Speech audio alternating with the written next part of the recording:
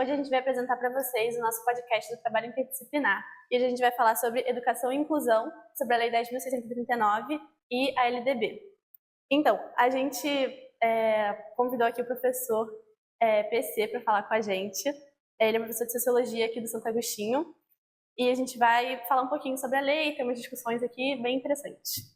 A Lei 10.639, ela teve a inclusão obrigatória da história e a cultura afro-brasileira nas escolas. Então, a gente tem vários tópicos aí que não eram não eram dados a devida atenção nas aulas, assim, nas escolas, que agora estão ganhando um foco mais importante. Que aí a gente precisa, né, reconhecer a importância dos povos africanos na nossa história, como eles influenciaram no Brasil e na nossa cultura também. Então, professor, a gente tem uma pergunta para você, que é, para você, como que essa lei influencia o comportamento dos alunos e como que ela vai influenciar as próximas gerações? Essa lei ela é muito importante. O objetivo dela é resgatar uma história que é silenciada, que tem sido silenciada nos currículos escolares, nas escolas de uma maneira geral, uma construção de uma identidade racial também, e a valorização dessa herança cultural que nós temos dos povos africanos na Constituição do Brasil. E talvez a principal contribuição dessa lei está exatamente em apresentar a ideia da diversidade cultural brasileira sendo constituída por diferentes povos, não só pela cultura branca, europeia, mas também pelos povos indígenas e povos africanos. Então, o objetivo da lei é um objetivo fundamental. Eu vim levantar outro tópico, que é a relação do aprendizado da história e da cultura afro-brasileira e africana nas escolas, e qual a relação dessa inserção com o combate ao racismo. Porque, assim, na minha concepção, quando você aprende sobre diferentes culturas na escola, deixa o etnocentrismo, que muitas vezes está ligado ao eurocentrismo ao longo do tempo no Brasil, por conta dos portugueses e por conta de outros fatores, eu acho que deixa mais amplo e a gente consegue observar mais essa diversidade cultural, sabe? Ver que a diversidade, às vezes, é uma coisa muito importante, é uma coisa normal que aconteça no mundo, porque nem todo mundo é igual. E aí eu queria, sabe, discutir mais sobre isso, tipo, a relação da inserção dessa lei, da aplicação dessa lei, né, nas escolas e o que isso pode combater ao racismo. O princípio fundamental é que tudo acontece pela educação, que começa pela educação. E a ideia dessa lei de tornar obrigatório o ensino da cultura indígena e da cultura africana nas escolas é justamente para ajudar os alunos a construir o que nós chamamos de um letramento racial, né? Uma consciência crítica sobre o problema do próprio racismo. À medida em que a gente vai trabalhando esses conceitos, essas ideias com os alunos, o objetivo é construir a consciência crítica que vai nos ajudar a que as novas gerações tenham uma postura antirracista, sobretudo antirracista. Isso só pode acontecer mediante o ensino, mediante a educação, mediante o aprendizado e da conscientização da contribuição cultural desses povos na formação da nossa cultura brasileira. Então, como tudo começa pela educação, o objetivo é esse, iniciar esse processo já no início da educação. Sim. Eu trago até o exemplo que no final do século XIX, no início do século XX, houve o processo de embranquecimento, né, da população da região sul pelos portugueses, que aí excluiu a possibilidade de ex-africanos escravizados a incluírem nos direitos cidadãos, na economia. E aí, muito por conta disso, o índice de racismo que acontece na região sul é superior às demais regiões do Brasil. Isso é um dado concreto e eu acho que, principalmente, lógico que em todo o Brasil, mas principalmente nessas regiões, é ainda mais importante aplicar essa lei de forma correta nas escolas. De fato, assim, pode ter sim, uma influência maior, índices maiores, né, em algumas regiões, mas o fato é que a ideia do racismo, da discriminação e do preconceito está disseminado em todas as regiões do Brasil, em todos os estados. Eu teria dificuldade de entender como um aspecto exclusivo de um estado, de uma região. Acho que isso está muito disseminado meio que no senso comum. Né? Então, acho que é mais amplo do que só uma região. Minha visão é de que ele meio que entra no senso comum, nas falas cotidianas, nas brincadeiras, nas atitudes que a gente vê por aí. Então, está disseminado no Brasil como um todo. Sim. Além disso que foi falado, posso também citar a nova lei que foi criada em 2008, a Lei 11.645, que ampliou a lei do ensino da cultura da história afro-brasileira, adicionou também a temática da história e cultura indígena. O senhor acha que essa lei foi importante? Como ela pode influenciar nas futuras gerações? Na verdade, eu acho que houve uma ampliação do escopo da lei. O escopo da lei original era só a cultura africana.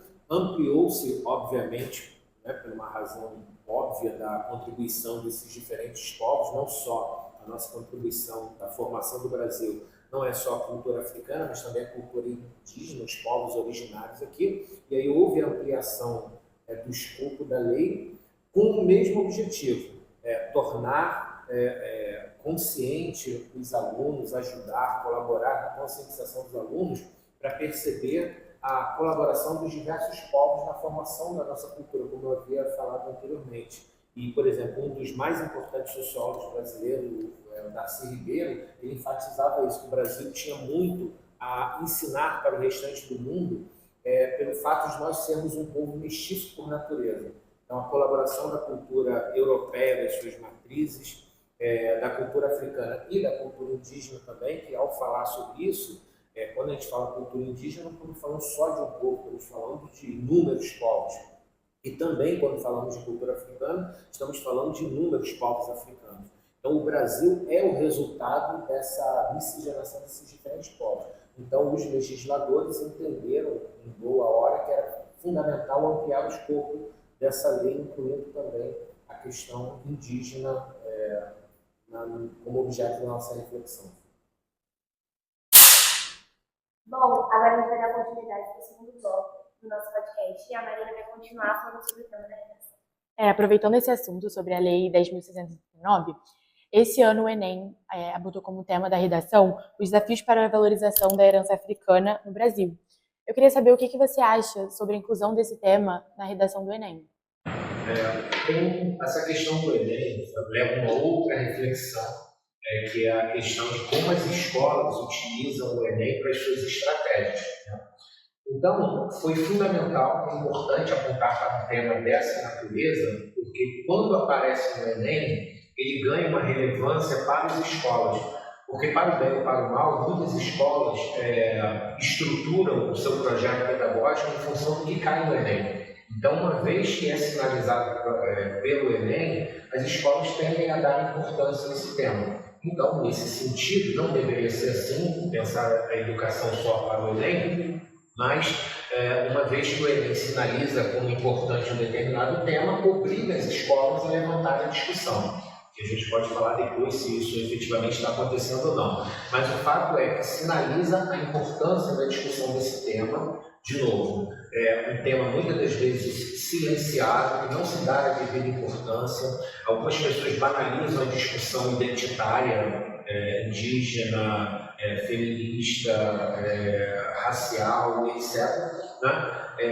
E ao ser sinalizado pelo Enem, repito, faz com que a gente efetivamente olhe com seriedade e comece a motivação da discussão da escola, seja através de projetos interdisciplinares ou seja através das próprias disciplinas, incluindo esse tema nas discussões, principalmente da área das humanas, né? História, geografia, filosofia, sociologia, até mesmo nas disciplinas de linguagem também. Então, a inclusão do Enem é uma sinalização importante.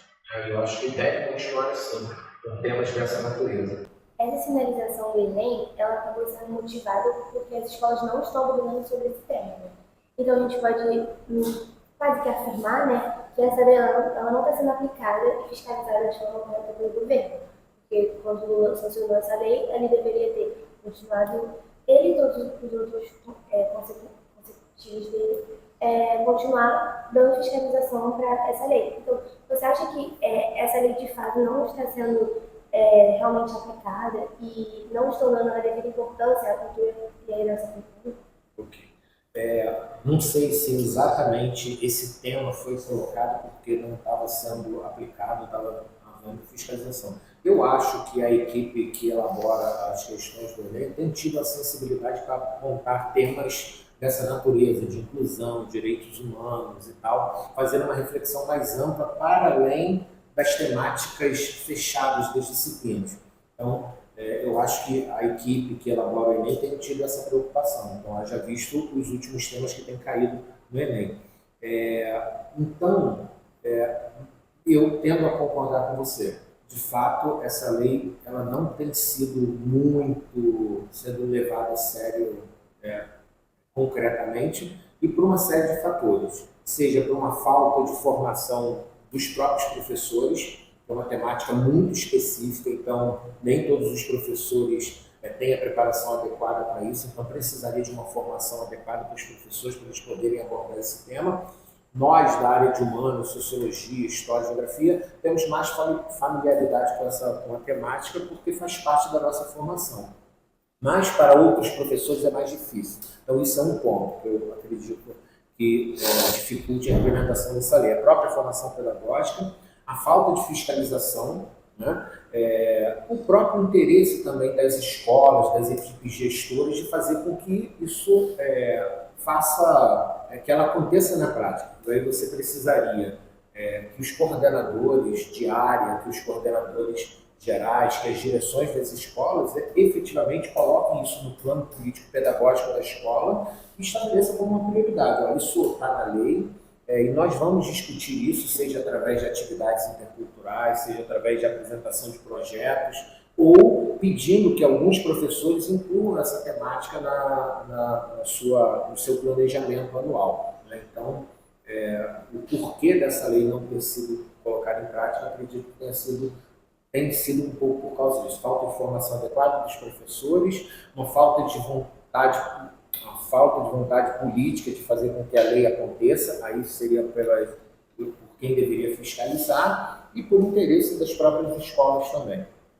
Acho que isso, de fato, é por aí. O nosso grupo fez uma pesquisa e a gente encontrou um cientista social chamado Vidal Mota Júnior, que ele falou, uma pesquisa que ele fez sobre essa lei, rodando exatamente o que você falou. Essa lei não está sendo acompanhada, nem está tendo prazos, nem metas para essa lei ser concluída. E como você falou, existem algumas soluções para isso acontecer, como o governo dá mais fiscalização, campanha de conscientização nas escolas e também fazer uma forma de que não só o Brasil em si, né, mas o mundo todo tenha uma noção a mais sobre esse tópico étnico-racial. E eu queria saber se você acha que existem algumas outras possíveis soluções para que essa lei seja mais considerada e implementada.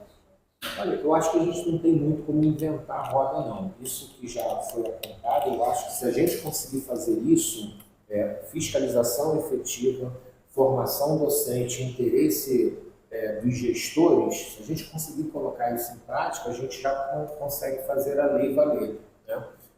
Porque, o legislador teve a iniciativa de colocar isso no papel. Agora, quem são as instituições responsáveis para fazer isso acontecer? Efetivamente a escola, né? Induzida pela fiscalização, pelo acompanhamento, Conselho Estadual, Conselho Municipal de Educação, etc. Mas se a gente conseguir fazer isso, eu acho que a gente já consegue fazer a lei ser efetivada. Eu, por exemplo, na formação do primeiro ano, um dos capítulos que eu coloco exatamente esse preconceito, discriminação, e um dos tópicos a gente fala de ações afirmativas e a questão dessa construção do mito da democracia racial, que na verdade não acontece no Brasil, não passa de um mito. Então, eu acho que é por aí. Bom, continuando a nossa reflexão, eu queria falar um pouco agora sobre o Dia da Consciência Negra, que é celebrado dia 20 de novembro, em homenagem ao Zumbi dos Palmares, mas mais que uma data no calendário, é um momento de reflexão. E eu queria saber o que o Dia da Consciência Negra representa para a cultura africana. Isso é importante falar isso. O Dia da Consciência Negra não é só uma uma memória do Zumbi dos Palmares, né? Mas é também uma memória da herança da escravidão, da marca da escravidão, que até hoje ela é sentida no Brasil. Então, quando a gente faz o Dia da Consciência Negra, não é celebrar apenas o Zumbi, que é um dos heróis nacionais na luta contra a escravidão, na luta pela abolição, mas também é um momento de reflexão de como o racismo ele está presente na sociedade brasileira e de como a população negra sente ainda na pele o reflexo dessa nossa herança escravocrata, né? Então, mais do que uma celebração de uma simples data, é um momento de luta, um momento de reflexão, de afirmação da necessidade da gente não abandonar essa reflexão, não naturalizar o racismo como se fosse algo normal e natural. Então, celebrar a data da consciência negra é celebrar um momento também de conscientização, de tomada de postura, que não basta não ser racista, devemos ser também antirracista. E você acha que as pessoas realmente entendem o significado dessa data? Olha, como essa reflexão ela já está na rua há um certo tempo, hoje nós temos mais consciência em relação a do que tínhamos antigamente. Mas dizer que é um ponto pacífico que todos têm, pode ser uma ingenuidade da minha parte. Não, a gente ainda precisa fazer muito, precisa ainda bater nessa tecla, porque tanto é verdade isso, que se você observar pesquisas de opinião que são feitas, afirmam, um grande número de pessoas afirmam que não existe racismo na sociedade brasileira. Isso é um indicativo claro de que a gente precisa nunca deixar esse tema cair no esquecimento. Então, não há uma consciência total sobre ele ainda, daí a necessidade da reafirmação constante dessa memória, para que ela nunca caia no esquecimento e não seja banalizada. Uma reflexão final é que essa lei, ela, no papel, ela é perfeita, né? Super interessante e ela é muito boa. Só que na prática acaba não sendo muito boa como no papel, porque é preciso o maior vestibular que tem para abordar um tema sobre esse, para as escolas aí sim, existe essa lei, sabe? Se lembrar que existe essa lei. Então, o Enem deu um estímulo para que os outros vestibulares possam abordar esse tema, e aí, como objetivo da maioria das escolas, poderia dizer de todas as escolas, fazer os alunos passarem boas universidades para serem bem vistos e assim ter bons alunos, ter mais alunos, acaba que a lei tende a ser mais séria e melhor implementada por conta do Enem, sabe? Uma coisa que não deveria ser porque justamente é uma lei certa, é uma lei que tinha que haver antes, e é isso. Verdade, sem dúvida, não deveríamos pensar esses temas em função de uma prova, né, do Enem. Mas o Enem, como um elemento indutor, motivador, então ele tem a sua importância. Mas é claro que a reflexão da escola é muito mais ampla que isso. Mas ainda bem, vem em boa hora e que ele traga novos temas que provoquem as escolas para que outros temas fundamentais como esse sejam discutidos. É super importante, né, as escolas abordarem sobre isso também, até para que quando os alunos forem fazer essas provas, não cheguem lá sem conhecimento nenhum sobre esse assunto, porque muitas pessoas tiveram dificuldade com o repertório, em como abordar esse tema na redação, entendeu? Verdade, sem esse repertório, né, sem o conteúdo, você não tem como produzir um bom texto, produzir boas reflexões. Eu e a Manuela, a Marina, o Davi e a Júlia, a gente agradece muito a participação do professor e nosso trabalho chegou ao fim. Eu agradeço a oportunidade e o privilégio de participar aqui com vocês. Obrigada.